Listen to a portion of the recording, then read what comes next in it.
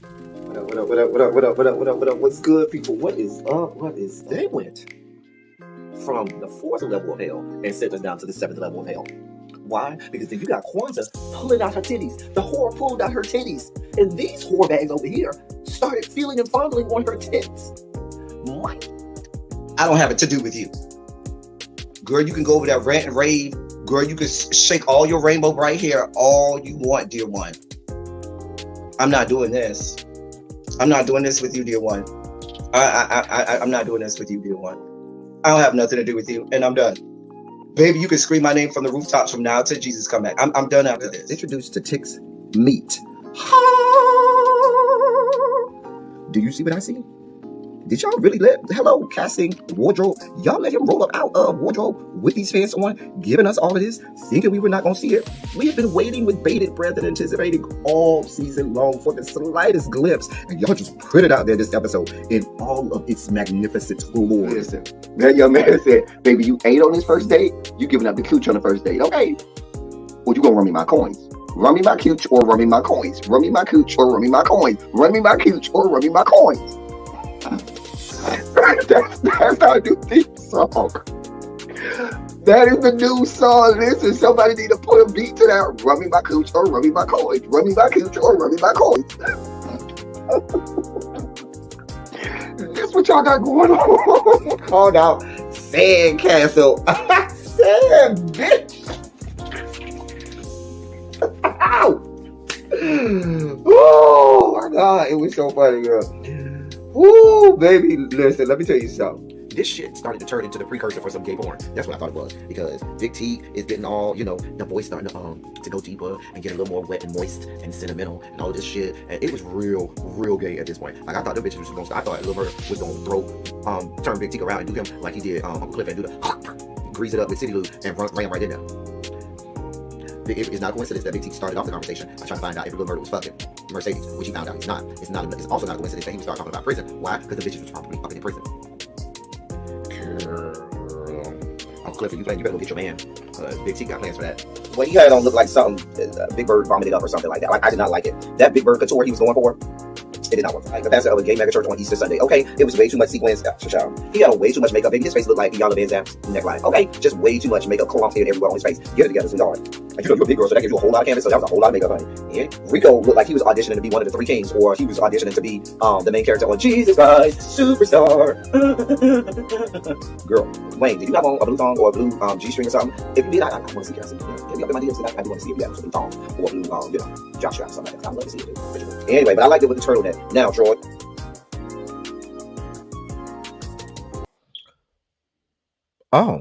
Oh. Listen, y'all. I ain't got nothing set up. I am not ready to go. Listen, it's been a long, rough day. I'm still trying to get the dossier together as we speak. As we speak. So, forgive me for being a little bit late. As somebody who is gainfully employed, when the people that pay you tell you, hey, we need such and such now, you got to give the people what they want. So I was supposed to go live yesterday.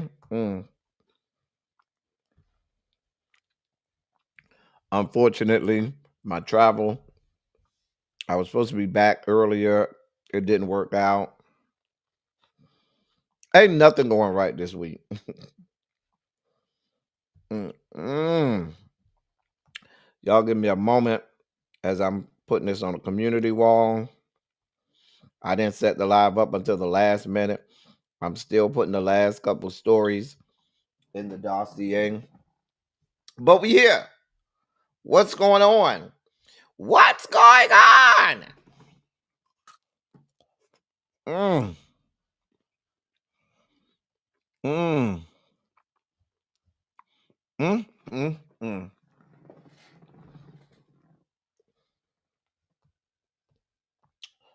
Oh.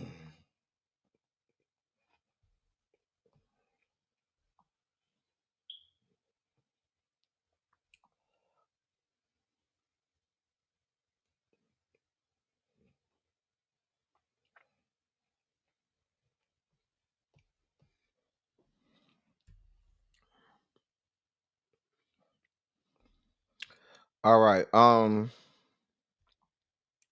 have to look at that. I got so much to do, y'all. I really, really, really, really have so much to do. But nevertheless, we're here. We're gonna make it happen. All right. I'm over here trying to eat a popsicle. Let me say hey to y'all while I get my life in order. Mm. Mm. Hey, Universal Goddess, what's going on, sweetheart? How you feeling today? Did y'all miss me? I missed y'all yesterday. I was supposed to be here yesterday, y'all, and I really missed y'all. But I just couldn't make it. Vovo, hey Cookie. What's going on? Tanya McNeil, how you doing today, sweetheart? Tracy. So what you sent me was the old Tony Busby's, right? But all of the new ones are not Tony Busby's. They all said, fuck that whore Tony Busby. We get our own attorneys. Mm-hmm. Hey, Tracy W.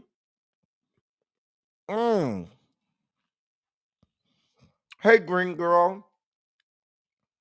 This is Johnny Pop. It is. Tracy, you know them Johnny Pops hit different.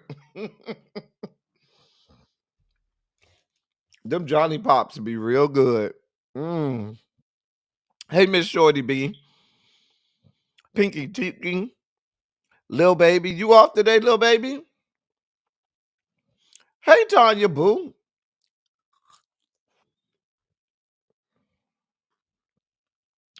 You here for Remy Ma and Pat? We'll get there.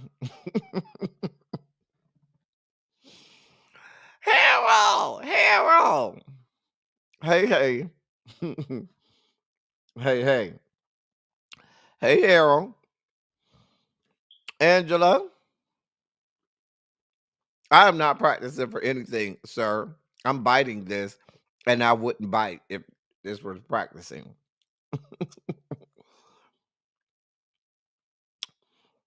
I feel bad for. Not they all got their cheeks busted wide open, Valiant Thor. Not their cheeks looking like the Grand Canyon. Cheek Mills. Pastor Jackson Will Smith. Oh. Lord.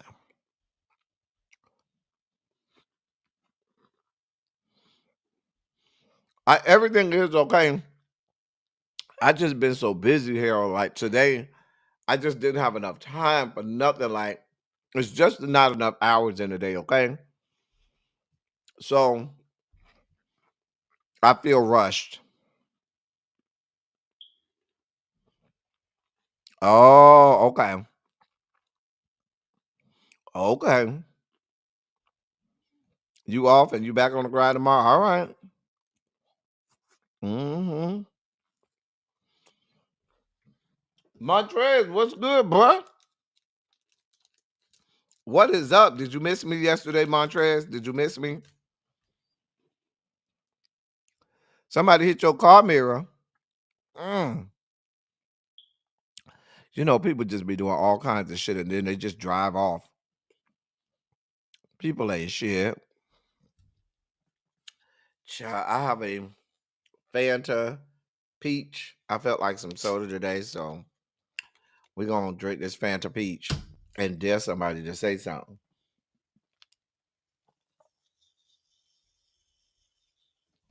Hey sis, what's going on? What time you going live, really be? You set up your live yet, ma'am? What time are you going live? I gotta go out of town again tomorrow, y'all. Listen, it's my life. I'm trying so hard. It's my life. All right, y'all ready to get this party started? Do I need to call out Larry? Are y'all ready for Larry? Are y'all ready for Larry?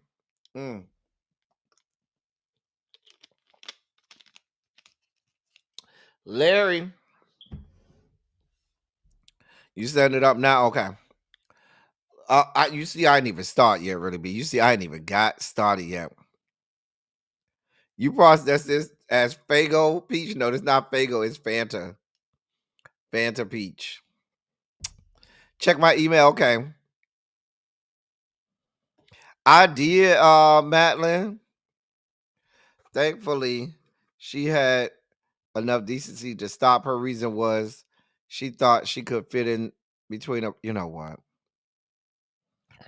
If you're ready for Larry, go ahead and put a Shondo in the chat. Okay. Excuse me.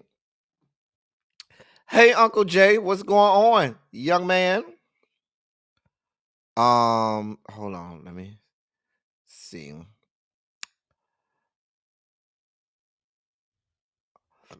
Excuse me.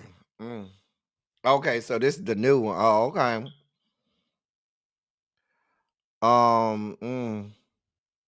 Okay. Okay, we'll get to yep. Okay. So we'll get to this one. This is just one of the three, right? Tracy. This is just one of the three, right? All right, well, we'll get to it. Ain't nothing to it but to do it. All right. All right. Yeah, 7 would be beautiful, really be. Thank you, ma'am. Don't do me, Uncle Jay. I was traveling yesterday and my travel got away from me, so I had to postpone, honey. I didn't even want to do that to really be, honey. Hey, L Love, my love. Okay, let me know. By the time we get there, you maybe done found some, but at least we got that one. All right, ladies and gentlemen, non-binary, gender-conforming members of our audience, it's time to get this party started. I bring to you the great Larry Myers to help us usher in our Sugar Spike segment.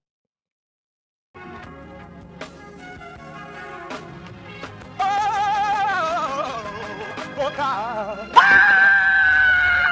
You see, this is the part that I like. Major Sugar Spike. So love the world. I want to fight. That he gave his only begotten son. Major Sugar Spike. And shall ever believe. Major Sugar Spike. They shall not perish, but have everlasting life. Taste the biscuit. Jesus! I wish somebody help me. Jesus. Hey, crazy homebody girl. What's going on? I was not traveling to see nobody's trade. Yeah.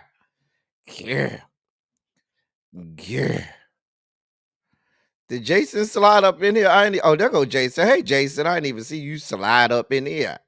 What's going on, young man? Please tell me.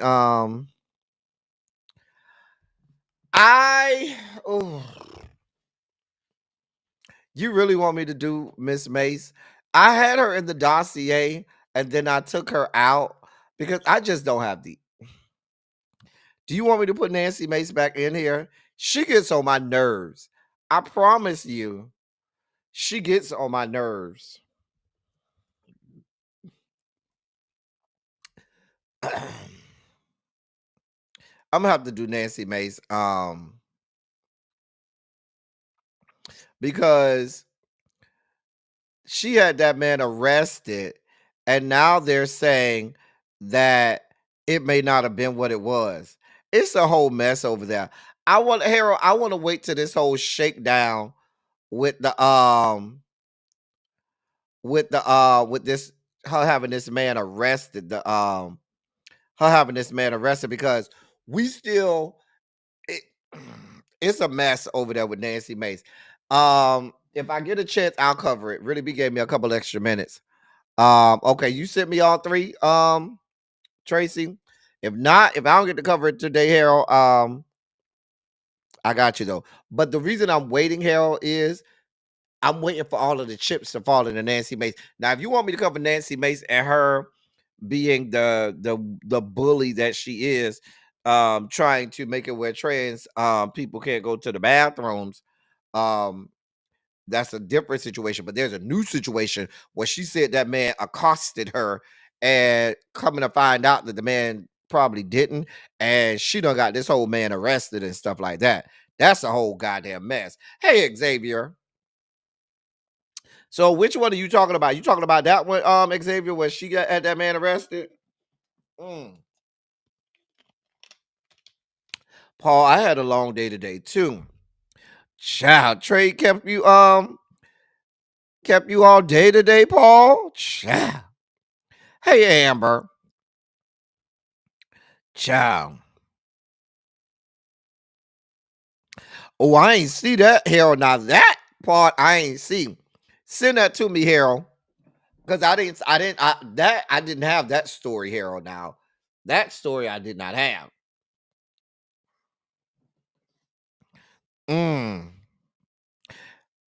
Harold say there's videos out there of Nancy Mace with somebody on her licking hole. Someone of the XX chromosomes on her licking hole. Probably another mayonnaise mama on her licking hole. Child. Girl. Child. Girl. Child.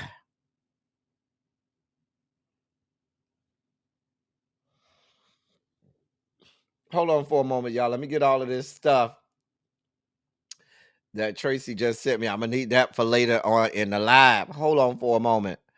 Let me get everything set up. You know, we got to have all of our ducks in a row. All right, there's one.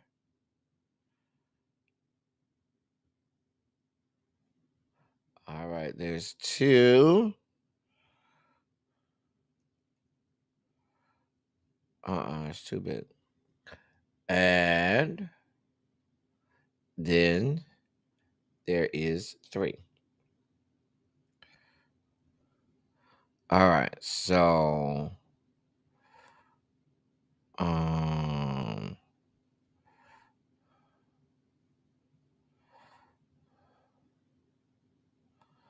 okay.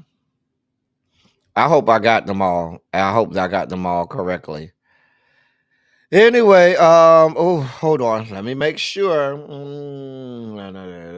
Okay, that one looks right. Sorry, y'all. I'm just trying to so I can have this ready for y'all when it comes time.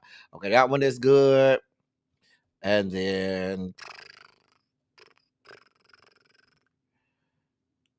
okay. All right, let's get to it. So, big news of the day in politics, big story of the day. It was a woman of the masculine persuasion. Child. Tanya, you on two wheels today, or you going home from work? He said, hope the road has been treating you well. You know, Tanya like to be on two wheels, honey. She don't play around. All right, let's get to the top story of the day in politics. Top story of the day: Joseph Robinette Biden has pardoned a whole bunch of people. Now, I love where I get up here on my platform, get up here on my soapbox, on my pulpit, scream from the rooftops, tell the people this is a travesty of justice. The world ain't right. Y'all got to do right. And then it causes and affects change. Now, I'm not going to take sole credit for it, although I do believe there's always people in the bushes from the White House, from the DNC, from the RNC. It be people out there, okay? It is too cold out there for 2 wheels, honey. It is. You say it's 2 degrees in Milwaukee? No, no, ma'am, L Love. No, ma'am. We can't do it. Can't do it, won't do it. So I listen, I promise y'all, do y'all be sending my videos out to the people to let them know this is the place to be ahead of the news? Hey, lovely 31 Blueprint. What's going on, sweetheart? Do y'all, because we are always over here ahead of the story. We never behind. We're always ahead. Okay. So after the Hunter Biden pardon, did I not bring my black ass over here and scream from the rooftops how it made no goddamn sense that Joseph Robinette had only pardoned like 25 people in 4 long years? Was I not over here screaming from the rooftops? Did I not say, hey, Sharice, was I not screaming that it's a whole lot of black people that are in jail directly because of him and the crime bill that he signed back in the year of our Lord 1991, and he owed it to these people to pardon some of them? Was I not out here screaming? Was I not out here on this platform raising hell, losing my mind? Now, I said I have no problem with them pardoning his son. Anybody will pardon their child if they had the ability to. Why the hell not? It's just a whole lot of other people you need to pardon. And for you to be seen as, as such a great president, it's a whole lot of people that needs pardons. Well, the people be over here listening, okay? The people be over here listening, because we found out earlier today that Joseph Robinette has pardoned 39 people and commuted the sentences of almost 1,500 people. Actually, the number was 1,499. It's still not enough pardons if you ask me, because if I add the 26, which includes Hunter Biden, to the 39, that's still what, 65? Right? That's still 65. And I feel like the pardons should be in the hundreds. However, I guess we'll have no choice but to take what we can get. So he has pardoned 39 and commuted the sentences of 1,499, and we found that out earlier this morning. Now, this is a new single day record for pardons. And we're glad to see it. Now, these pardons, the commutations were for those who have been serving the pardons are for those who have been serving house arrest since the COVID-19 pandemic and pandemic, and for some nonviolent offenders. I'm sorry, I believe those are for the commutations. The commutations are for individuals who were serving house arrest since COVID-19, and for some nonviolent offenders. Okay. He also pledged to take more steps in the weeks to come. Now, here are some 5 things that you should know. 1, this is a new single day record for clemencies. So no other president has done this many at one time or on a single day. So this is a new record. The 39 pardons many of which were for nonviolent offenders, but most of which were for drug offenses. Some of them, like 79-year-old James Russell Stead of Groveport, Ohio, pleaded not guilty to a nonviolent drug offense back when they were in their 20s. The man is 79. He spent almost 50 years in jail for a nonviolent drug offense that he pled not guilty for. I'm sorry, that he pled guilty for. I'm sorry.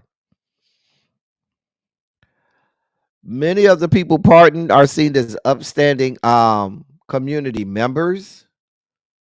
For those that are on house arrest, I have the full list of those who were pardoned, but I'm not going to go through that. For the 1,499 clemencies or commutations, um, these are people who have had their sentences reduced. It's unclear though by how much all of these sentences will be reduced. But the commutations focused on Americans who have been serving their sentence at home for for at least a year under the pandemic era coronavirus relief and economic security act, a 2020 law that allowed for extended home confinement for certain prisoners. So most of the commutations were for that. Biden did stress that many of the hundreds of Americans affected by the new commutations would receive lower sentences, quote, if charged under today's laws, policies, and practices, end of quote.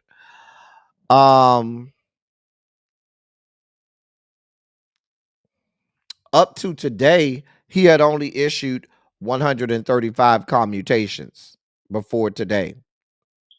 So he had only done 26 pardons, 135 commutations. I still, in terms of the pardons, I still think it's grossly under the number it should be. Now, the number 3 point that they're making is that this was a direct effect of people screaming at him for pardoning his son. And on both sides, even people on the left said, well, if you're going to pardon your son, it's a whole lot of other people. And I was one of those people screaming. It's a whole lot of other people who need to be pardoned as well. So he did say that this was directly based on that. Now, the last point that they make in this article that I agree with is the fact that you've left some very influential people, like who we talked about, Marilyn Mosby, and some others that are left out, who members of the Congressional Black Caucus, and many, even Democrat House Leader Hakeem Jeffries has asked President Biden to pardon Marilyn Mosby. So many people are expecting that pardon to come down, hopefully in short order, because there's a fevered pitch for this. So that's the big news of the day. Biden apologists are touting the fact that this, sets him aside from a whole lot of, other presidents and da da da da da. I still think that the number of pardons is grossly under where it should be. So,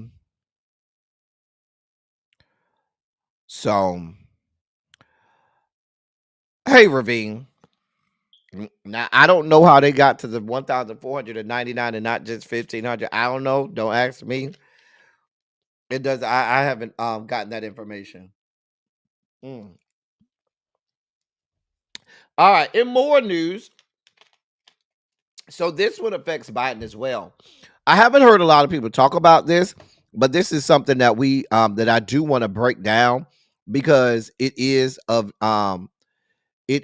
information of note. Okay. So hold on one second, y'all. One moment. All right. So what we have that's going through the Senate, and we could have Biden vetoing a bill that comes out of Congress. And this could possibly be the second time during Biden's administration where a bill that he vetoed ended up still getting overwritten through Congress, because this is something that is has overwhelming bipartisan approval. So here's what you have. There was a bill that was put through the Senate back in August, and this was the Judges Bill, JUDGES, Judges Act, I should say. And the Judges is an acronym for Judicial Understaffing Delays Getting Emergencies Solved Act. Now, this passed back in August through the Senate. It was sent down to the House for them to pass, and they've been kicking the can down the road since then. Mike Johnson said he would not put it on the floor until after the election, and now we're here. What this bill does is it would establish 66 federal court seats over the next decade in an effort to decrease caseloads in jurisdictions with high volumes such as California and Texas. The legislation has bipartisan approval in the Senate as well as in the House. Now, Biden has said that he will veto said bill. He's already said that. If it gets to my desk, I will veto this bill. He does not believe there's enough time to seat all of these or to get this done. But there's the this is supposed to happen over the span of a decade. Biden is not in agreement of this. Biden and his administration has never been in agreement for any expansion of the judiciary. But Congress believes that the judiciary does need to be expanded because on these court dockets, there's just not enough time. That's why you see stuff get long leashes in terms of time to get the cases heard and adjudicated. Now, the politics of this, says the reason Biden is now vehement about vetoing it is because it could be possible that for the next decade you could have all Republican led White Houses, which means all 66 of those federal benches will belong to ultra conservative judges, which doesn't bode well. Now,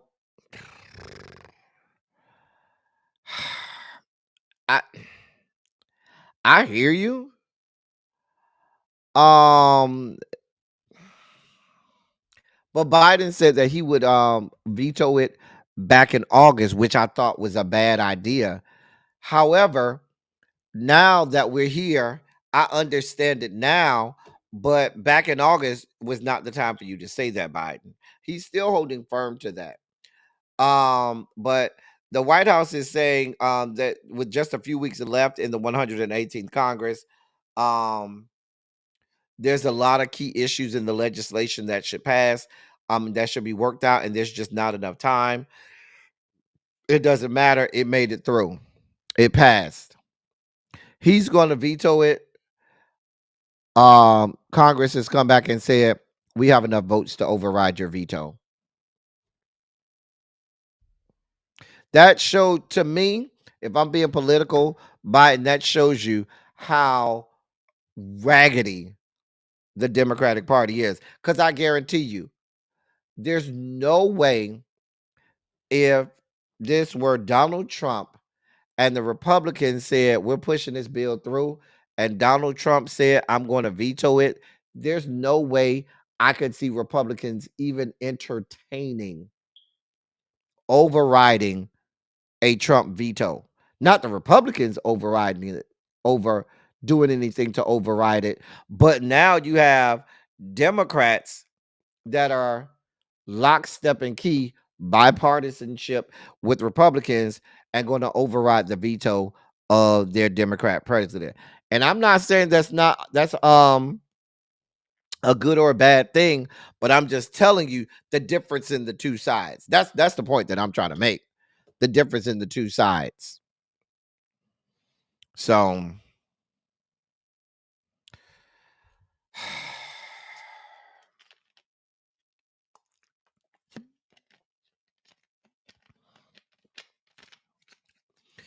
I don't know. But these the Democrats are weak. We got to move on. In more fuck shit and fuckery, that's y'all's boy, Mark Zuckerberg.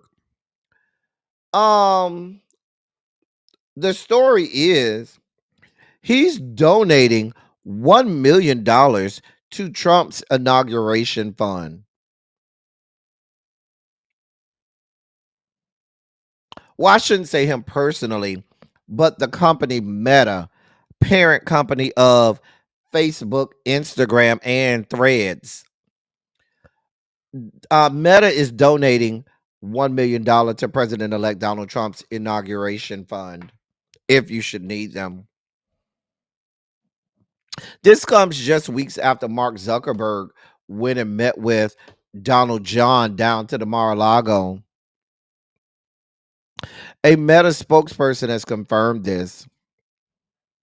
Now, how many of y'all black people who stand on principles is about the canceling Meta life? Like y'all canceled my girl Chrisette Michelle. Are y'all about canceling Meta? Y'all boycotting the Book of Faces? Y'all boycotting Instagram? Y'all getting up off of Threads? Are we doing that? Because y'all had a lot of smoke for my girl Chrisette Michelle, a black woman, but this white man and his company, oh, it's okay. We'll still consume his product. Nothing to see here, right? I'm just asking. I'm just trying to see where we are. Hey, Miss Baythang. Hey, Cams. Chum. Oh, I know they're not little baby, but I'm just trying to see where we at.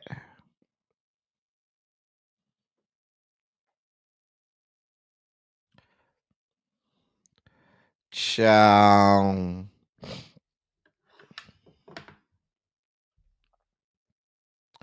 This is what we have from our resident political scientist. That is the commentary from our resident political scientist.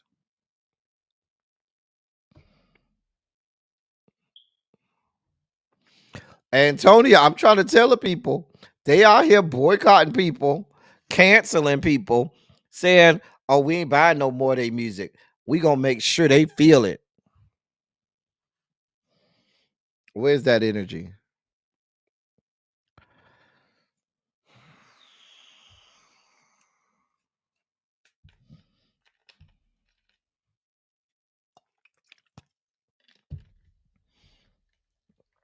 Xavier, you're so wrong about this. You're so wrong.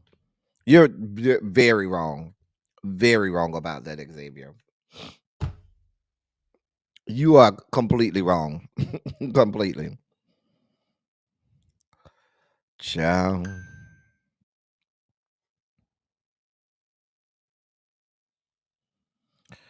Anyway. Hey, Lock Queen. So we're getting more information about the shutdown of the United States Department of Education, right? President-elect Donald John, who, told y'all during the campaign trail that he promised to abolish the Department of Education. Well, he most recently called for a quote virtual closure of Department of Education in Washington, in the quote, during a wide-ranging interview he had with Time magazine. Quote, you're going to need some people just to make sure they're teaching English in schools. Okay, English and mathematics, let's say, but we want to move education back to the states. End of quote, he told Time magazine.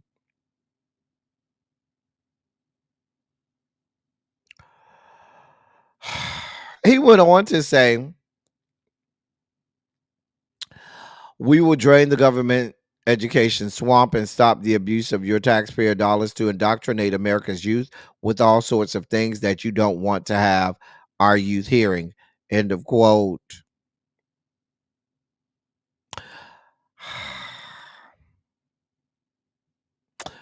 He also said we will ultimately eliminate the federal Department of Education. Now, here's how he's going to do it. First, by funneling money to states, to individual states and schools. Some of the Department of Education's biggest jobs are to administer federal funding appropriated by Congress through K through 12 schools and manage the federal student loan and financial aid programs. Two of the biggest funding programs for K through 12 schools are the Title I program, which we talked about on Teacher Project 2.0, which is meant to help educate children from low income families, and the IDEA program, which we also talked about on Teacher Project 2.0, which provides school with money to help meet the needs of children. These programs help fulfill the department's congressionally declared purpose of ensuring success to equal education opportunity for every individual.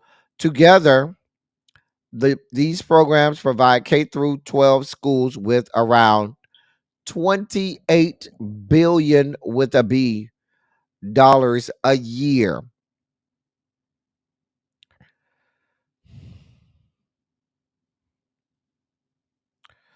So that lets you know. Now, Donald John says he can eliminate um, the Department of Education because the Department of Education only, according to statistics, only pays for accounts for 10% of all school funding around the country. That's according to him and statistics. Now, they also are conducting oversight, and he wants to eliminate the oversight and regulations um, of the Department of Education. So, of course, we know there is an Office of Civil Rights within the Department of Education who is tasked with investigating alleged discrimination complaints at colleges and K through 12 schools. Well, he wants to eliminate the Department of Education so you no longer have that issue on that and that oversight. Okay. Um he also wants to eliminate the Department of Education because he doesn't want states to have federal oversight of the money that they give out. So they want to just be able to give these pretty much block grants or give this money to the states, and the states never have to account for what they're doing with it. That includes that 28 plus billion dollars of IDEA and Title I money.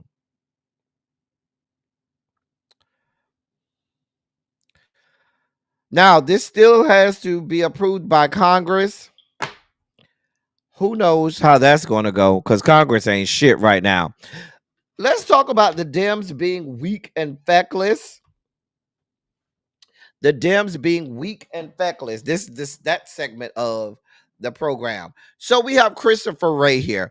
Christopher Wray, who's the head of the director of the Federal Bureau of Investigations, is on record saying that he is going to resign from his position prior to January 20th, which means instead of doing your goddamn job, staying in there and saying, it is my job to see to it that law enforcement in this country is conducted in the manner that is most appropriate and just for the American public. Knowing that you have a demagogue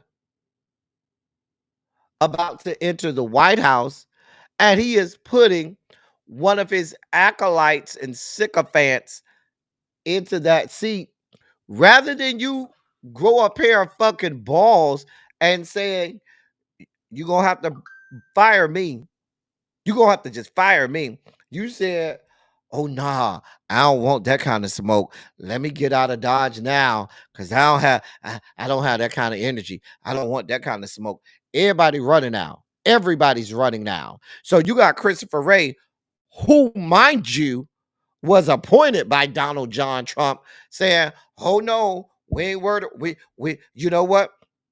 I can't stand the smoke. I don't want this fight. Let me go ahead and get out now and just make room for these people to just freely go in there and test some shit up. Damn, what happens to the American public? That's what we got going on. Hey, Antonia, thank you for becoming a member. Shout out to you. Make sure you send me a DM on Instagram so I can add you to the members only chat on Instagram. It's so much fun. So yeah, we got weak no nuts having ass Christopher Wray saying, oh, nah, sir, boss, I'm gonna get out your way. You go head on. Because if you all aren't going to even put up a fight, I know they're getting rid of the guardrails, but you could try to put up some resistance. You could try to put up a fight. You could continue to do the job that you were put in place to do and say, it is my job to uphold law enforcement, or what's left of good law enforcement in this country, because that's what you should do when you have integrity. But no, we're just gonna get ourselves out the fucking way and say, you got it. Go ahead, test some shit up.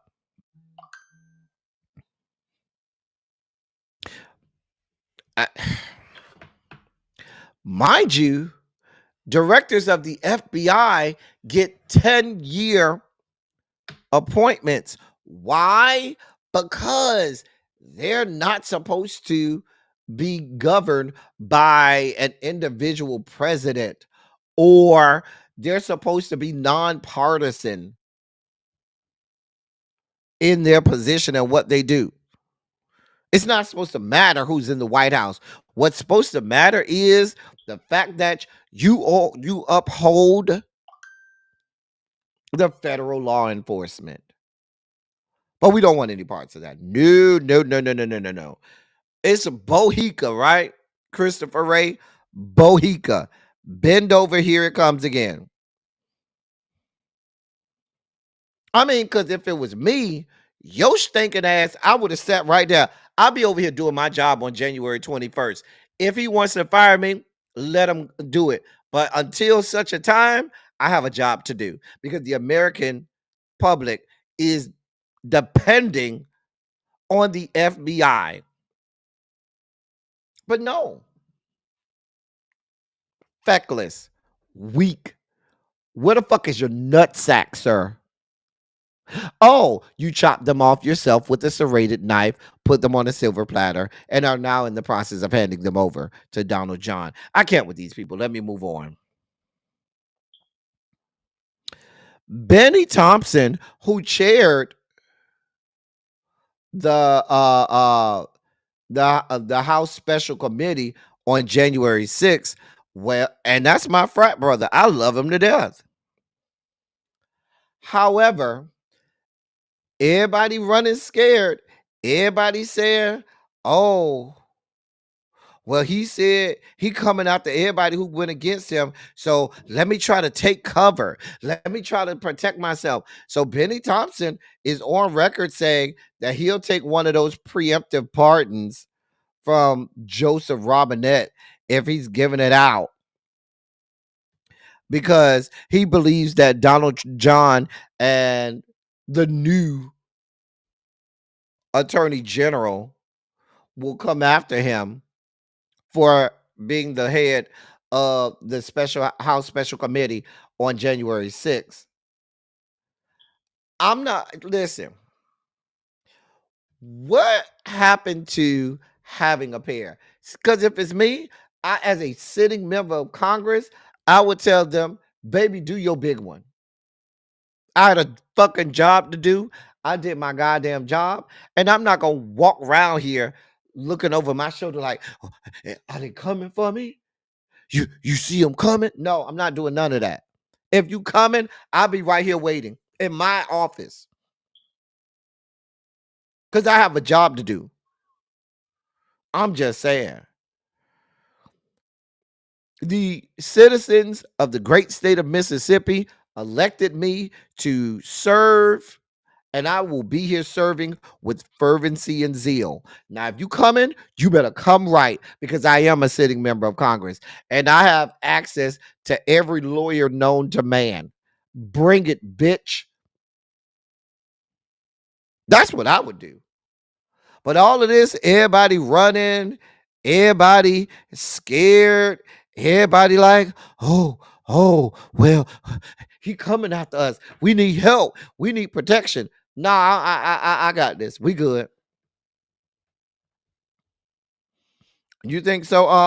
Volvo, you know, they don't be really caring about us like that.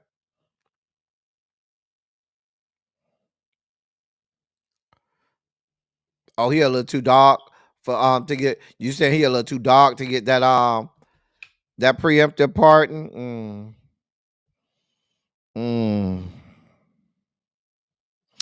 In more weak, feckless Democrat news, you may not know who this man is by looking at him, but that would be Mike Whitaker, who is the chief of the FAA chief.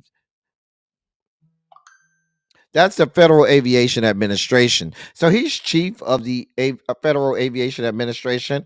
He's another one saying, well, I'm just going to go ahead and resign prior to January 20th so that I can get out of the way because I don't want no smoke.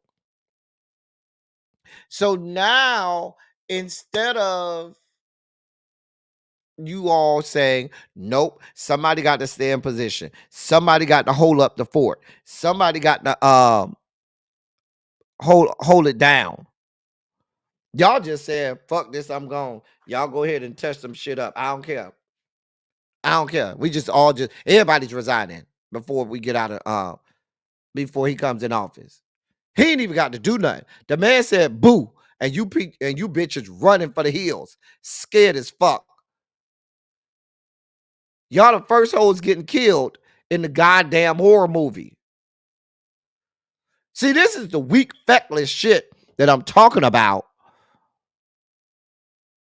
the Democrats. I keep telling y'all, what are you going to do when it's time to stand in the paint? What are you going to do? What are you going to do when it's time to stand in the fucking paint and fight? Oh, he looked real big. I heard he beat a lot of people up. Okay, great. We here for it. And if you do happen to beat me up, I promise you, it's gonna be a couple scars. Bitches gonna know I was here though. You gonna have to take me all the way out, honey.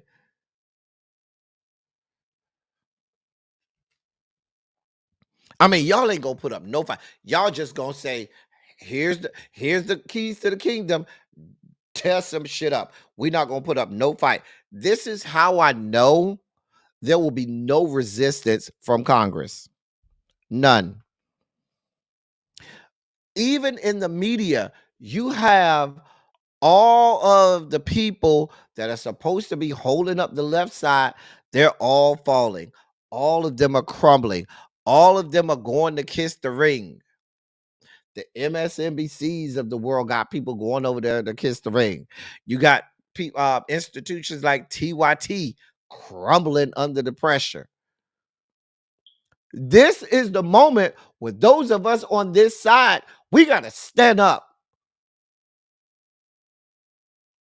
Somebody got to hold the fort.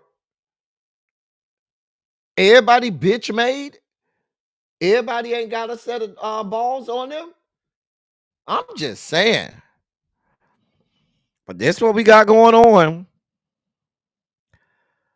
Speaking of the media, so Donald John Trump has said that because he does not trust mainstream media, he's going to have a new federal media, whatever that he's going to have, called Voice of America.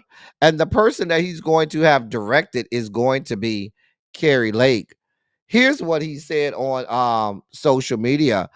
I am pleased to announce that Carrie Lake will serve as our next director of the Voice of America.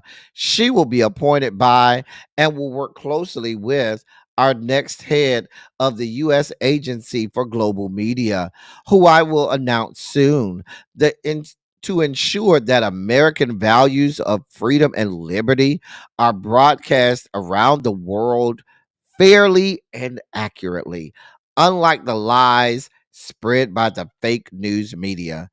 End of quote. So we're now going to have new government news and government news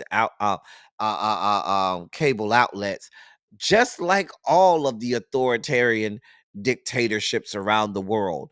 Why should we be left out? Propaganda much? And then you put a loser.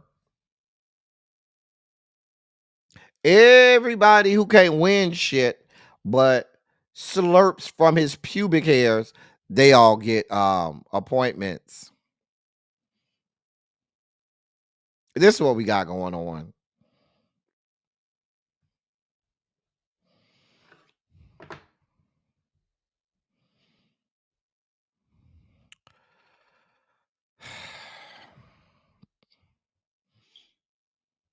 I don't know what y'all want from me. I don't know. This is really happening. This is not made up. This is really, really, really happening.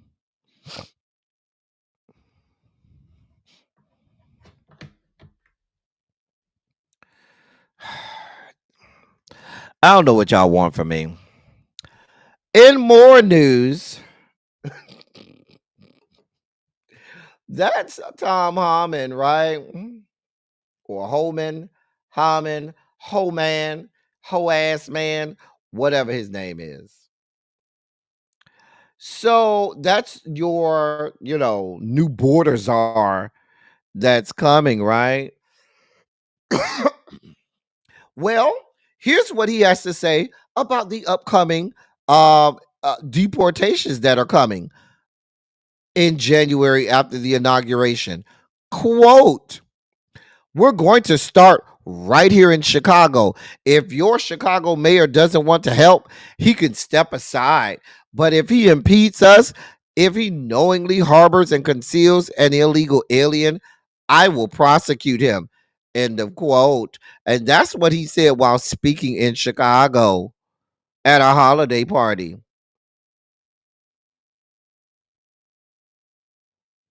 Chicago, he's coming for y'all. If you're an immigrant living in Chicago, he said y'all first. Fuck around and find out. They're not fucking around this time. That's what your new border czar said. Now, how is he going to prosecute the mayor of Chicago? I don't know. That's news flash to me because I don't know that your made up position even has the authority to prosecute anybody's. But who the hell am I? You know, we just making it up as we go along. But those of you living in Chicago, he said he coming for y'all first. You know, why aren't you going over there to Texas? Why aren't you going to Florida, where all of those people with all of those illegal immigrants are? Why don't you go there? There are millions of them in Florida, millions of them in Texas. Oh, could it be because these are Republican states, red states? Hey, Aquarius goddess.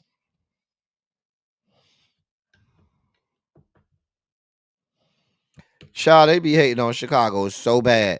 It might be the fact that Chicago was founded by a black man, and they hate anything started by black people.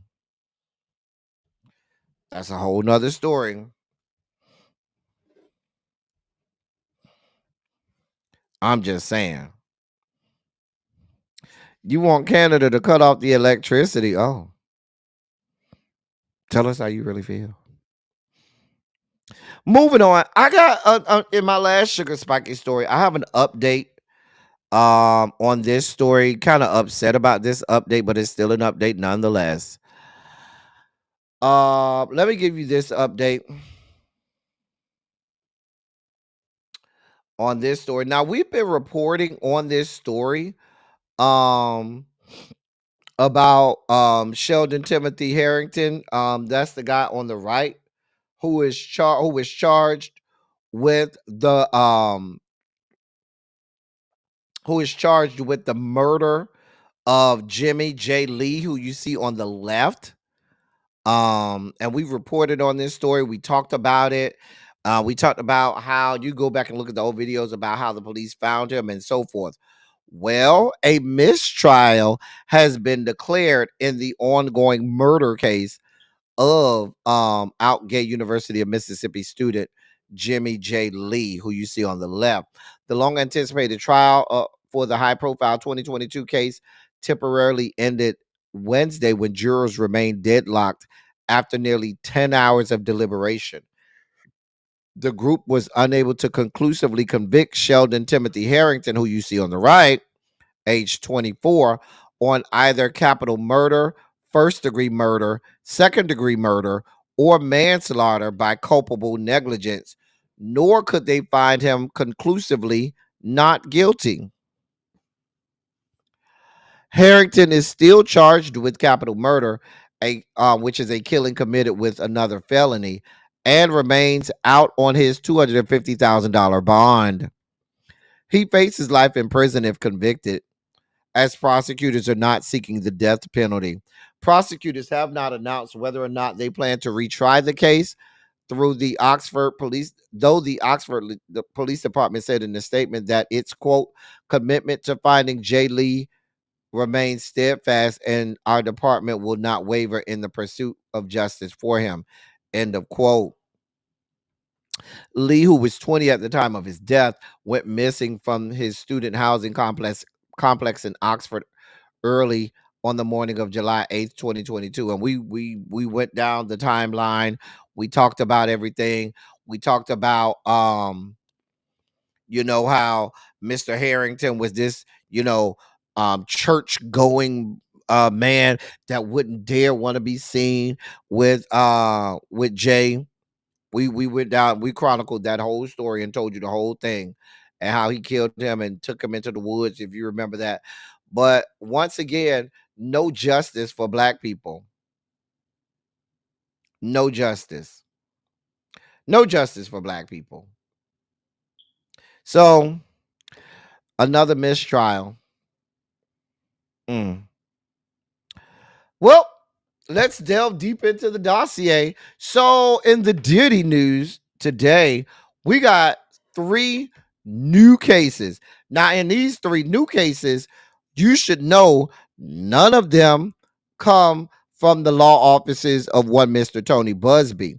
You should also know that in all 3 cases, these are John Does, no Jane Does, all John Does. let's get to the first one. Now, thank you. Everybody give a good shondo in the chat to Tracy, because Tracy be over here getting stuff for us, and we love her. We love her. We sure appreciate her. Hold on, let me pull up the first one. All right.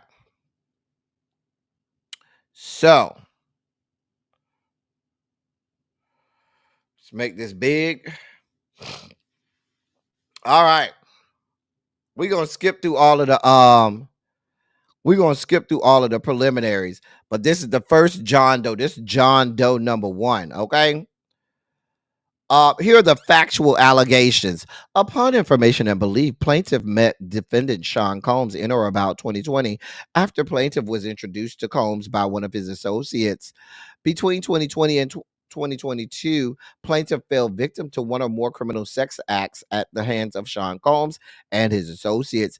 In or about the summer of 2020, one of defendant Sean Combs' associates from Bad Boy Records invited plaintiff to a party at Combs' residence located at 40 Hedges Banks Drive, East Hampton, New York, 11937.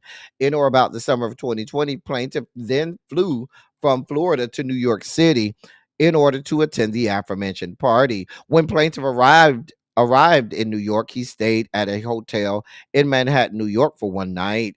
The next day, plaintiff was picked up by one of defendant Sean Combs' associates from Bad Boy Records and was then driven to defendant Combs' residence located at 40 Hedges Banks Drive, East Hampton, New York, 11937.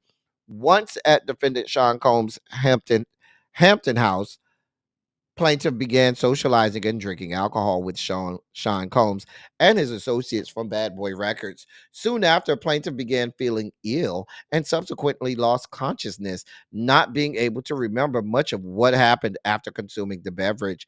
Unbeknownst to plaintiff at the time, his drink had been drugged by defendant Sean Combs. Throughout the rest of the night, plaintiff faded in and out of consciousness. During this time, defendant Sean Combs and his associates from Bad Boy Records sodomized plaintiff and took turns anally raping him. Plaintiff attempted to resist their sexual advances, but was unable to do so. Plaintiff had not consented to this kind of sexual activity or any, and had been incapable of consent while unconscious. When plaintiff awoke the next morning, he had severe pain in his anus and woke up surrounded by defendant Sean Combs' associates from Bad Boy Records. At this time, plaintiff did not see defendant Sean Combs. Shortly after waking up, plaintiff vacated defendant Sean Combs' residence out of fear and humiliation. Plaintiff never told anyone about the aforementioned incident until now. That at all times hereinafter mentioned, defendant Sean Combs was employed by defendants Bad Boy Entertainment Holdings Incorporated, Bad Boys Entertainment LLC, Bad Boy Productions Holdings, Daddy's House Recordings Inc., and Sony Music Holdings.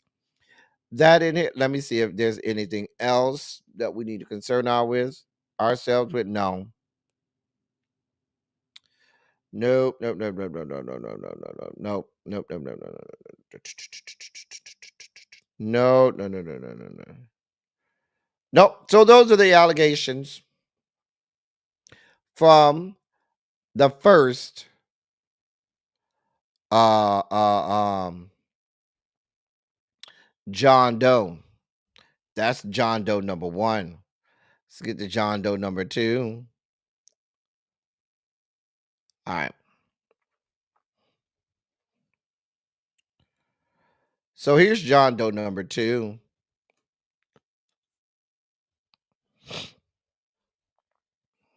Here are the factual allegations.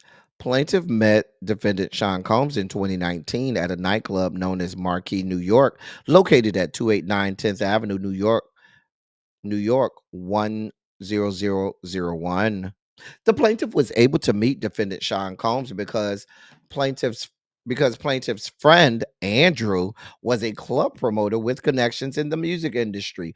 Around midnight, defendant Sean Combs' security guards recruited plaintiff to join Sean Combs and the rest of his entourage at the Park Hyatt Hotel for an exclusive after party. Plaintiff then joined defendant Sean Combs and about 10 other people from Bad Boy Records at Sean Combs' hotel suite within the Park Hyatt, New York New York, located at 153 West 57th Street, New York, New York, 10019. Therein, defendant Sean Combs personally offered plaintiff a cocktail, which defendant Sean Combs had made in the other room. Unbeknownst to plaintiff at the time, the drink had been drugged by defendant Sean Combs. Soon after, defendant Sean Combs started ushering his guests, including plaintiff, into the bedroom within the hotel suite. During this time, plaintiff had consumed about half the drink that defendant Combs made for him. Once plaintiff entered the bedroom, the room started spinning and his mouth became very dry. Plaintiff voiced to defendant Sean Combs that he was not feeling well. So defendant Sean Combs offered to take plaintiff's jacket and instructed plaintiff to sit down on the end of the bed, which plaintiff did. While plaintiff was sitting on the bed feeling disoriented, defendant Sean Combs looked at him and the other people in the room and said, quote, "He is ready to party." End of quote. Defendant Sean Combs then ushered plaintiff to lay down on the sectional sofa beside the bed, which plaintiff did. Shortly after laying down on the sectional sofa, plaintiff lost consciousness. When plaintiff awoke, he found himself laying on his stomach on the couch, fully naked, while defendant Sean Combs was sodomizing plaintiff with his penis. Plaintiff had not consented to this kind of sexual activity or any and had been incapable of consent while sleeping. During the assault and this brief moment of consciousness, plaintiff attempted to resist defendant Sean Combs' sexual advances, but was unable to do so. During this brief moment of consciousness, plaintiff noticed that while he was being sexually assaulted by defendant Sean Combs on the sectional sofa, there was a man and a woman sitting on the bed recording the rape on a camera. Plaintiff then was caused to lose consciousness again. When plaintiff awoke the next morning, the two people with the camera were laying on the bed, but defendant Sean Combs was no longer there. Plaintiff then began putting his clothes on when the man who was lying on the bed got up and handed plaintiff about $2,500 in cash, which the man explained was being given to plaintiff on behalf of Sean Combs. Disoriented and confused, plaintiff accepted the money, got dressed, and vacated the hotel suite. Out of fear of humiliation of out of fear and humiliation, plaintiff never told anybody about the aforementioned incident until now. And then it goes into all of the other cases.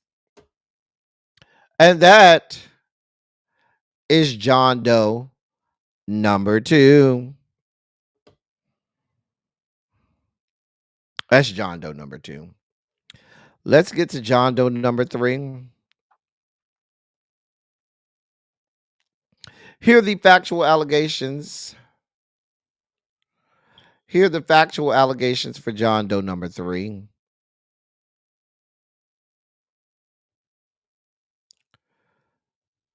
Plaintiff met defendant Sean Combs in about 2006 when Sean Combs hired plaintiff to run errands for him in his capacity as CEO of Bad Boy Records. In or about February 2020, so this is 14 years after. Okay.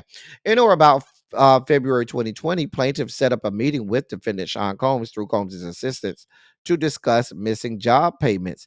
In or about February 2020, plaintiff arrived at the Intercontinental New York Times Square and IHG Hotel located at 300 West 44th Street, New York, New York, 10036 to meet defendant Sean Combs in his suite around 8 p.m. When plaintiff arrived at defendant Sean Combs' suite, Combs was the only person in the suite as his security guards had left the room. As plaintiff and defendant Sean Combs discussed business matters, Combs made both plaintiff and him alcoholic drinks.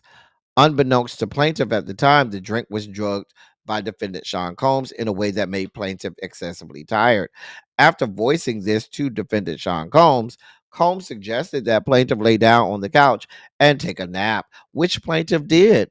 When plaintiff awoke, he found himself laying on his stomach, bent over the end of the couch with his pants down, while defendant Sean Combs sodomized plaintiff with his penis. Plaintiff had not consented to this kind of sexual activity or any, and had been capable of consent while sleeping. When plaintiff questioned defendant Sean Combs and attempted to resist his advances, Combs told him to, quote, stop, end of quote, and that he was, quote, almost done, end of quote. Defendant Sean Combs then ejaculated shortly thereafter. Then, after the rape, defendant Sean Combs told plaintiff that going to the police will make plaintiff, quote, look like an idiot, end of quote, and that because Combs is, quote, Diddy, end of quote, plaintiff would never be able to substantiate his claims against Combs. The men from defendant Sean Combs' entourage also called plaintiff on his cell phone to threaten and intimidate plaintiff into silence after the sexual assault. And then it goes into all of the other cases. And that, my dear friends, is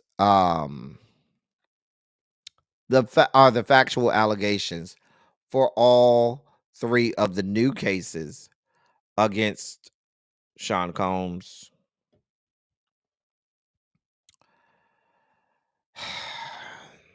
I listen. I just read. I just read what's going on. I don't. I listen. The man is a monster. There's a pattern here where we see the same thing. Basically, you don't drink anything that that young man gives you. Nothing that Sean Combs gives you to drink should you ever drink. Ever. We'll see how this plays out. Now knowing how let me just be honest with y'all. Knowing how the wheels of justice run and knowing the amount of money that Sean Combs can afford for some of the greatest lawyers this side of heaven, you already know how they're going to try to defend this. They're going to try to say that that because they were unconscious or they were believed to be drugged, how does he know exactly what happened? You ask, are they looking for money? I do know that let me hold on, let me check.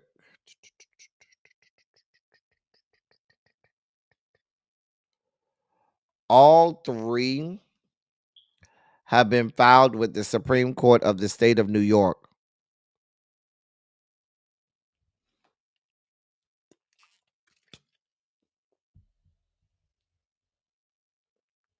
I'm looking.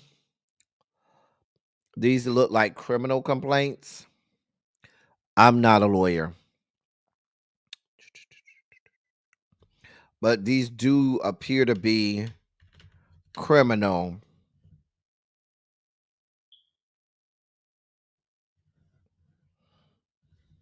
But they may be civil. Listen, I'm not a lawyer. I don't know. I don't know. I can't answer that. So I don't know. You have to go to our good girl, Pam, the law intellect.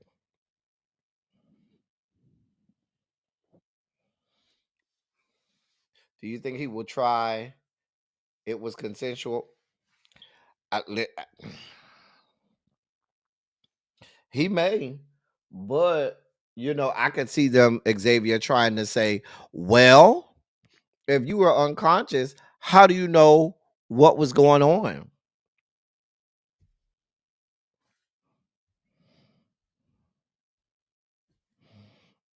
Ronald said they want damages along with the jury trial. Thank you, Ronald. So, uh, you notice all the stories are starting to sound the same? Excuse me. That's because the man has a history. We're going to move on. Well, in other big news of the day, the people are out here fighting, okay? Remy Ma getting hers, Papoose getting hit. Let me tell y'all something. Before we even go down this story, you need Larry? You need Larry Aquarius? All right, Aquarius goddess, because that was kind of heavy. Hold on. Larry!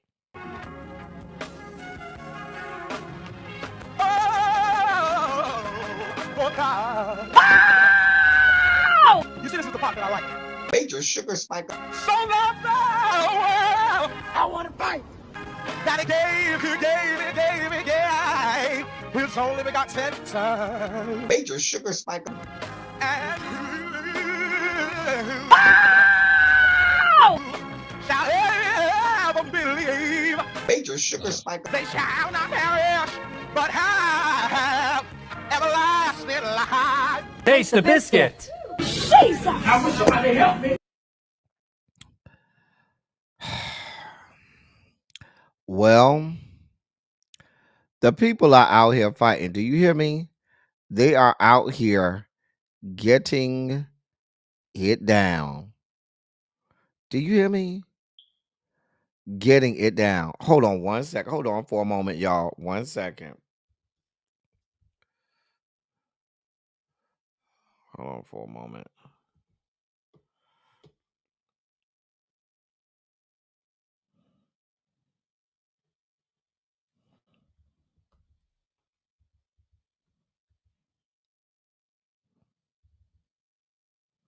Hold on 1 second. All right. So, one more moment, y'all. I forgot to have something ready for y'all. All right. So, the people are fighting, y'all. They were out here fighting. I ain't got nothing to do with it. Before we even get into this, I'm gonna be Team Papoose. Partially because I want him to come over here and blow my back out. That's the major part of it. However, mainly because you are a disrespectful heifer, Remy Ma, and have been for some years now. You've been out here laying it low and spreading it wide. You've been out here getting your box beat in. You've been out here having bitches polish your cervix. And then you out here getting good all over the place. And then you just expect him to sit at home with your cheering and act like a doting husband. Girl, get your fucking life. Anyway, let me read this article. The public fallout between hip hop power couple Remy Ma and Papoose continues to escalate as the two trade serious accusations on social media. In her latest post, Remy Ma claimed Papoose was responsible for getting her arrested in the past, while Papoose has denied the allegations, calling her narrative false and narcissistic. Let me put up her latest post. I do have her latest post. That I do have. Here's her latest post. Papoose, you fucking dummy. Hey, Miss Shields, he took your advice, but not before I screenshot y'all convo. Oh, he was getting me arrested. The woman that never fucked off on him in 17 years while plotting with one of his chicks to try to destroy me. The same woman that could have been used my platform to expose you. I got all your pics and messages from the chicks while I was away, and he was holding me down. Sidebar, I'm sorry. Fuck your movie, ma. Sidebar, he about to say he wrote me rhymes. Imagine that. And if anything sexual leaks about me, it was him because he threatened that too. Now, wait a minute. Ain't nobody even said nothing about your bars. But since we here, because what you trying to do, ma'am, you trying to provide cover for the truth that's trying to come out. You're trying to poke holes in the truth before the shit come out. Ain't nobody even said nothing about Papoose writing for you. We knew that for a long time. It's not a news flash. But what was the purpose of you putting that out there? If anything sexual come out, it got to be coming from it. Girl, you sound like somebody guilty, ma'am. I'm sorry. Am I the only one who thinks she sound real guilty? I'm glad you said something, L Love. I don't get this whole we having an argument, we having a spat, we having a fight, we breaking up, and now we gotta air our shit out all over social media. I'm just not a fan of this. You know what I'm saying? Remy Ma, you the one look dumb as fuck, Remy Ma. I'm just saying. Let me continue reading. Remy Ma first took to social media accusing Papoose of being the reason for her arrest, suggesting that he played a role in involving law enforcement against her. Papoose quickly fired back with a strongly worded denial. Quote, I would never get anyone arrested. Once again, you are lying. That can be easily verified. You are the one who played with the police, Lying about history that unfolded in front of the world is pathetic. Falsifying text messages that you claim are from over a decade ago just to create a false narrative and justify cheating is narcissistic behavior. End of quote. Let me help you understand something. If a bitch come to you and tell you that they got text messages from 10 years ago, they lying. Can anybody in the chat really tell me that you got text messages from 10 years ago? I just want you to be real honest. Where the fuck do you even get text messages from 10 years ago from? Because you can't go to your current phone and get it. If you call your cell phone company, most of them gonna be like, ma'am, sir, we can't provide you with text messages from 10 years ago. Sorry. So where the fuck you get these text messages from? You still got your phone, your sidekick, or whatever fucking phone you had in 2014? Your Galaxy 3?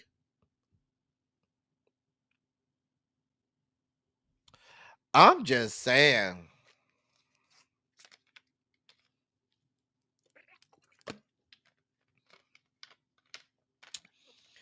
Tracy W say both of y'all hoes wrong, and that's coming from Tracy W. I ain't got nothing to do with it.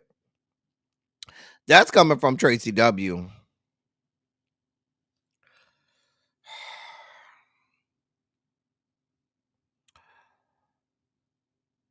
Let me continue. Not one to back down. Remy Ma clap back, accusing Papoose of conveniently forgetting an incident during a pool renovation where she claims he physically attacked her. Quote, play police. Papoose, so you forgot the pool never got finished being remodeled because you were attacking me in the garage and the workers called the cops to get you off of me? I ain't edit shit. Next is the audio and video. Keep fucking lying. End of quote. With both sides digging in and threatening to reveal more details, this drama shows no signs of cooling down. Remy Ma's mention of potential audio and video evidence has only added more intrigue to the saga, leaving fans wondering if more receipts are on the way. Listen, Remy, you out here talking about if anything sexual related come out about gets leaked out about you, you know it came from him. Well, can you be preemptive and give us something sexual about Papoose? Like you got a dick pic or something that you could release? I'm just saying, help a bruh out. We know you got a couple dick pics. Give us a good dick pic. Be preemptive. If you know it's gonna be him that put some shit out there about you, conveniently have one of your homegirls, one of your operatives, leak a good dick pic for the people. That's all we give a shit about. I'm just saying. I'm with you, Xavier. Don't talk about it, be about it. Don't tell me what you gonna put out. Put it out. You about that life? Child. But Remy, be proactive. Don't let him just be releasing all types of nude pics of you, your titties and ass and coochie lips, labia majora and labia minora all over the place. Don't let him do that to you. Go ahead and strike while the iron's hot. Hit him below the belt, literally, before he can hit you below the belt. Get one of your ops, one of your operatives to just, conveniently release a dick pic. That's all we want. You know what this feels like to me? This is like when you go over to somebody's house, somebody invite y'all over their house to eat, right? Out over their house to dinner for dinner to eat, right? You over there, y'all having a good time. Next thing you know, we at the table eating and having a drink. A conversation come up. They start arguing. Arguing turn into a knockdown drag out. They start exposing each other's secrets and all this kind. And you sitting at the table like, what the fuck is going on? Why are we here? Why am I sitting in here listening to this bullshit? And you be trying to be like, all right, y'all. Well, I gotta go pick up my daughter. Come back here. Cause remember when I told wait, no, I'm not in the why no, please keep me out of it. I'm gonna go home. No, you can't go home because you got to verify when I told wait, no, bruh, sis. I don't want any parts of this. Leave me the fuck out of it. Yes, Ronald. She said if you see some coochie lips, it came from him. That's what she said. I ain't got nothing to do with it, Ronald. I wasn't there. I ain't even looking for her coochie lips.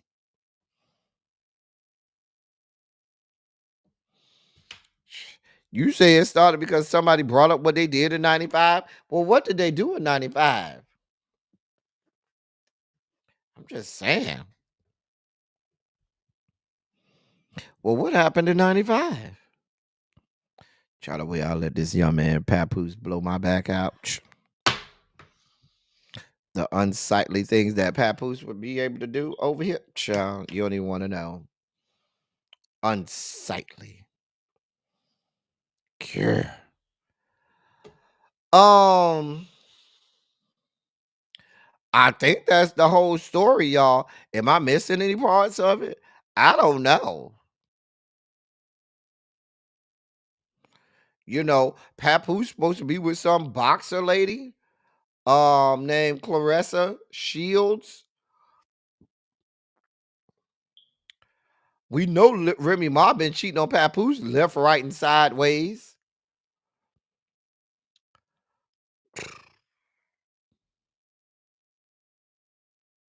I mean, the Clarissa lady done been on social media too, pretty much saying that she said that Remy Ma was jealous of Pap and also claimed that Remy Ma got two boyfriends of her own.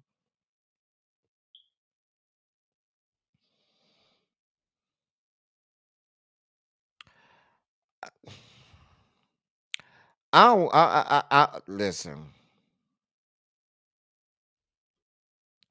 I don't have anything to do with it. Nothing. I'm just saying.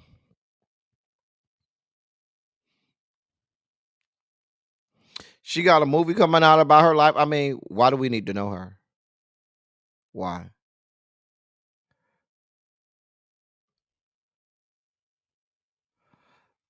Oh, so the boxer chick got a fiance, and the fiance, but that Papoose is blowing boxer chicks back out, but she got a fiance that's not Papoose. Oh, okay. So boxer chick had named Clarissa Shields. She's getting her cervix tickled by Papoose, but supposed to be engaged. Child.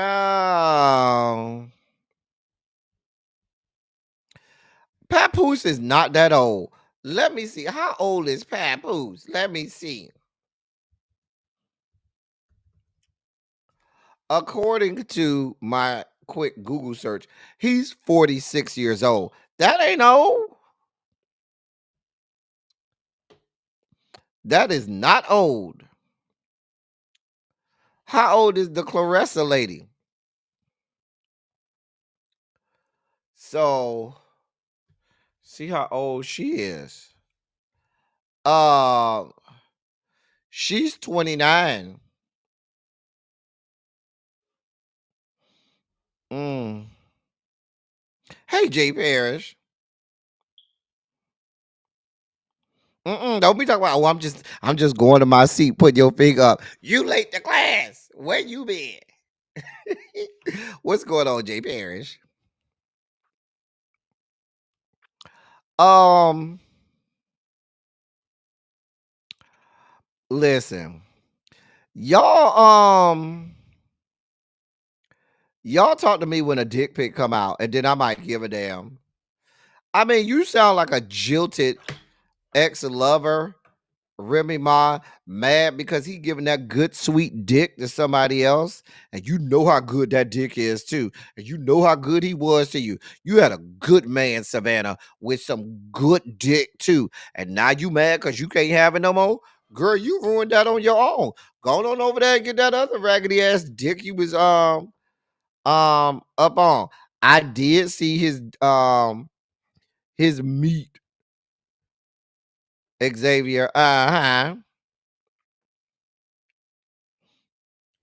Auntie Kim says she looks longer than you. Well, Clarissa is 29.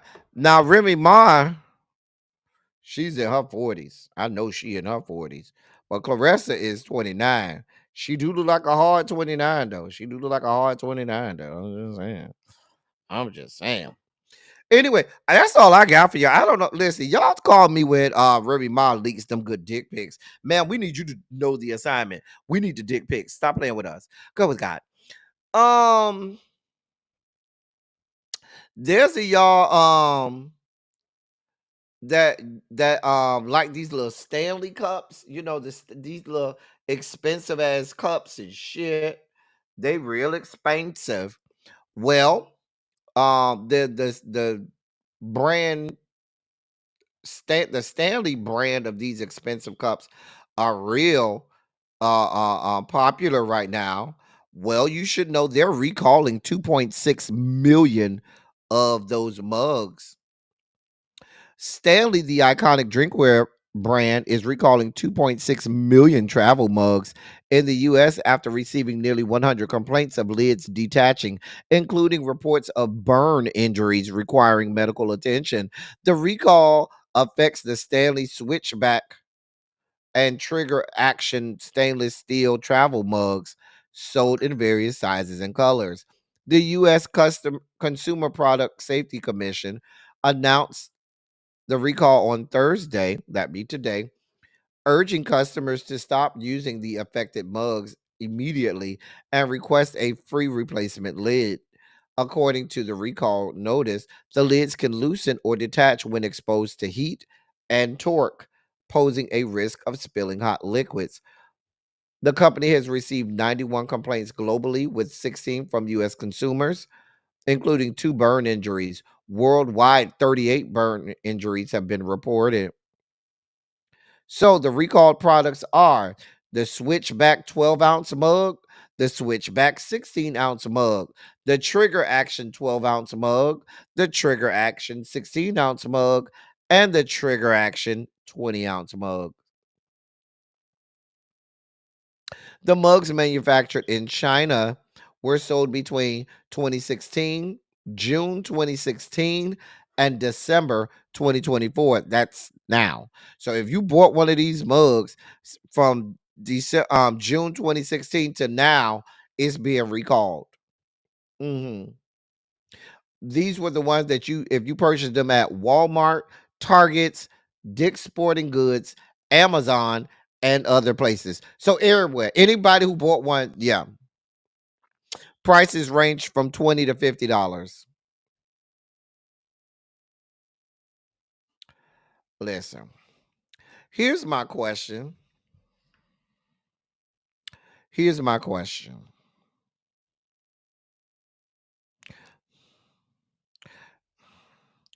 If the mug comes open and you getting burned, right?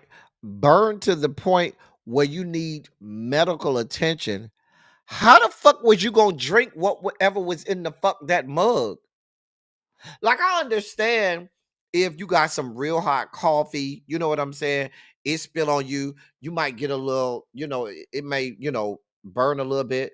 I may, but you talk about you getting severely burned to the point where you get medical attention. How the fuck was you gonna drink whatever was in this fucking mug?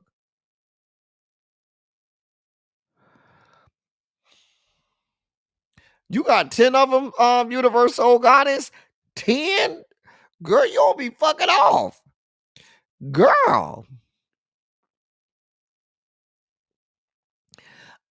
Listen, if you bought one, just listen. Universal Goddess, just go ahead and get ready for all of the other ones to be recalled too. Just get a new, when they do these recalls, you can, you might be able to just get a brand new one and get all of those 10 replaced. Um, they're saying and reporting that Lil Durk is now being accused of a second murder for hire plot. Lil Durk, I don't know what you did. I don't know who you pissed off, but bruh, they coming after your ass. You gonna end up in jail. You already got one murder for hire case. Now there's a second murder for hire case. This coming out of Chicago. I don't even give a damn about the intimate details of it, but the point that I'm making, Lil Durk, is you in danger. You need the Lord, or you need to make better friends, because somebody done snitched on you, dog. I don't know what to tell you. I don't know what to tell you. Oh, you got ones in every color to match your outfit. I ain't mad at it. I am not mad about it. We got to move on, Lil Durk. We don't really know you like that, and we don't really care. Go with God. In our last story of the day, Xavier's boyfriend in his head, the one with the weird looking nutsack, Safaree, is in the news. Y'all know Xavier loved him some Safaree. That's his boyfriend in his head. Safaree and his weird nutsack.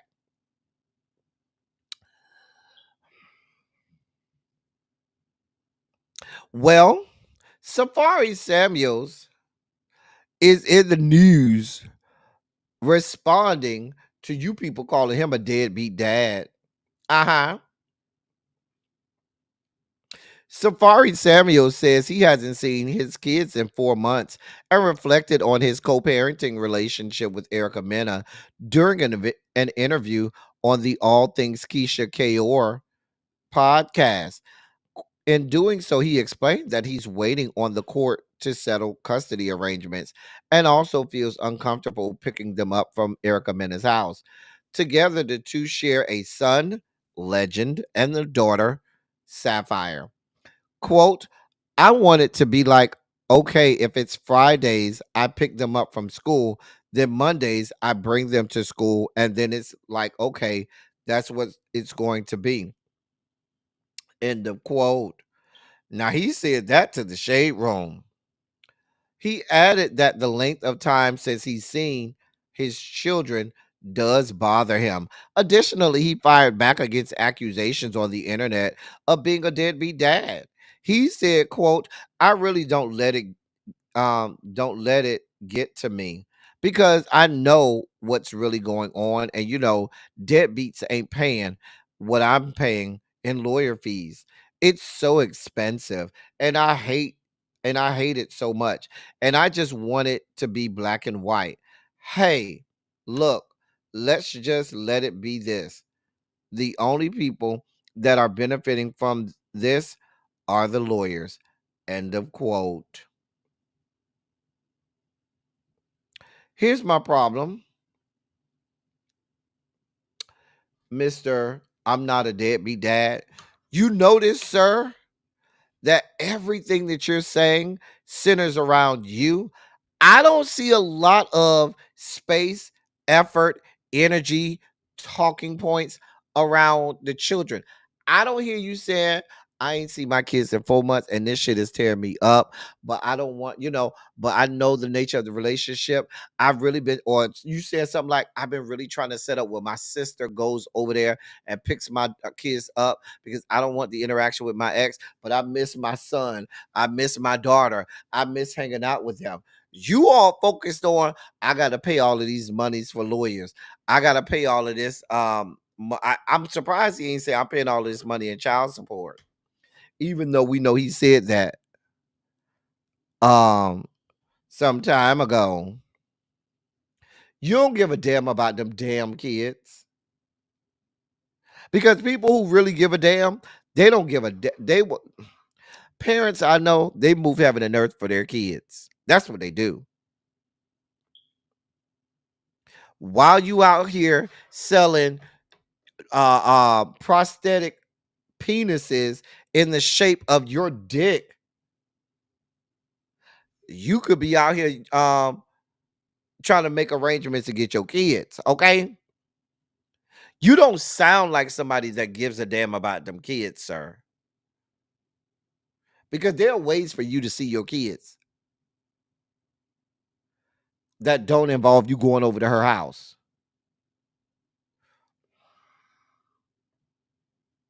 Miss me with it, sir.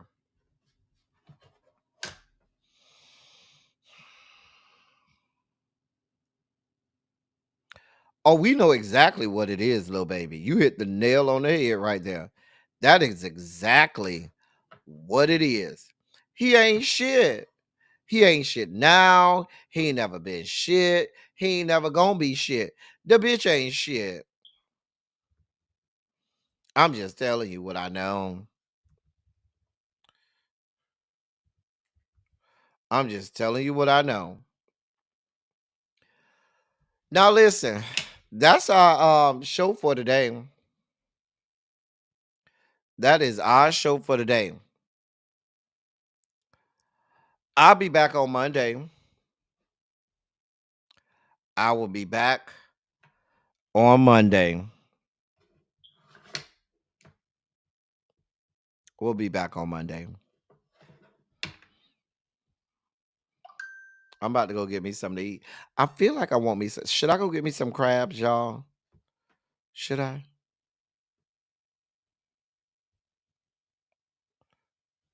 I'm just saying. Why did the mayor of New York meet with Trump's border czar to discuss? Because everybody's bending the knee to Donald Trump and his team, and everybody on the left is weak and feckless and don't give a fuck. We talked about that earlier, Ronald. When you were late to my class.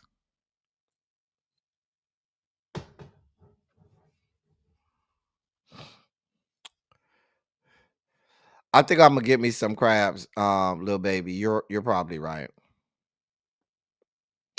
I don't want no champagne, but I could go for a bottle of that Georgia muscadine wine that I get from Publix sometimes. It's real good. Get some crabs. Okay, I'll go get some crabs. For those people who want to contribute to the crab fund, there's that right there. You don't have to. We gonna get them regardless, because you know what I'm saying. That's what we do over here. But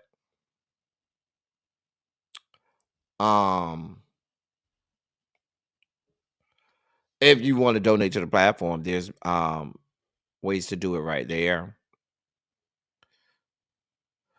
Anyway, we about to get out of here. I know Really B's getting ready to start if she hasn't already started her live. As I always say, I love y'all. I love on y'all. Thank you all for being vocal, present, and active. Thank you for doing what you do. Thank you for any and all contributions that you make to the channel. They're much obliged. They're much appreciated. Y'all stay right there. I'll get y'all right over there to Really B. And I will see y'all on the other side. Later. Love y'all. Oh, I should probably take that down, huh? All right. Later. Love y'all. Thank y'all for coming. Y'all drive safely. I'm out. Bye, y'all.